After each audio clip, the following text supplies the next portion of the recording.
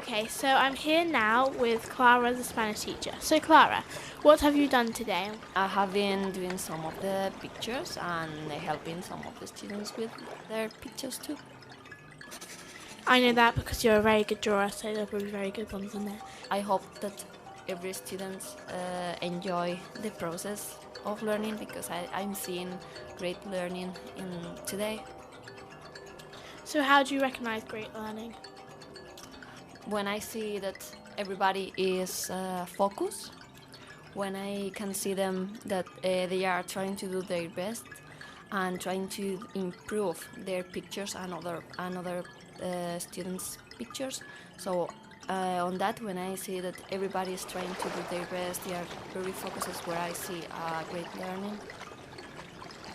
Thank you for talking to us today. This is Ava, and I was talking to Clara, our Spanish teacher. Thank you.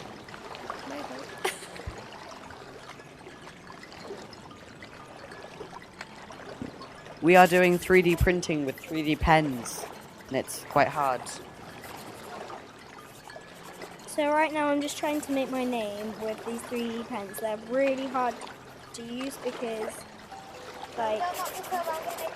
the plastic comes out quite slowly. That failed.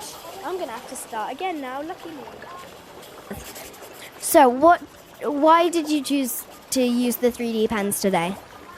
Because I think they are a good bridge between traditional printing, so kind of like one layer, to what is three-dimensional printing, and then obviously the next step being to actually get a full-fledged 3D printer to make three-dimensional objects. The 3D pens cross that gap. So what are you currently using the 3D pens for? Today they're looking at building structures because that's the focus of the big draw, is to draw the buildings in Plymouth. But they're also experimenting with the actual material science. So looking at it's a PLA plastic, which is a biodegradable plastic. But once heated, it becomes a liquid, and the pen exudes or extrudes this plastic out in a sort of a reliable stream, and you can effectively write with that. Now, the material itself, once it comes out the end, is only fluid for a very short period of time. So what you can create is only really limited by your imagination. How much do the 3D pens cost? Relatively inexpensive. They're about £50 a pen, and the filament is about £12 a roll. So to actually run them is very cheap. What sort of future do you think 3D printing has in our school? So what I hope to sort of bring to the school, really, in terms of 3D printing and the technology, is an ability for students to envisage a project and actually make it real. So whether that is designing something on a computer program and then sending that to a printer to be fabricated and prototyped, or it might be design challenges, okay? But really, I'm looking for learners to just be able to experience the different types of printing. So whether that be an ink printer, through to the 3D printing pens, then all the way up to the fully fledged 3D printers where you can actually kind of build some pretty impressive structures.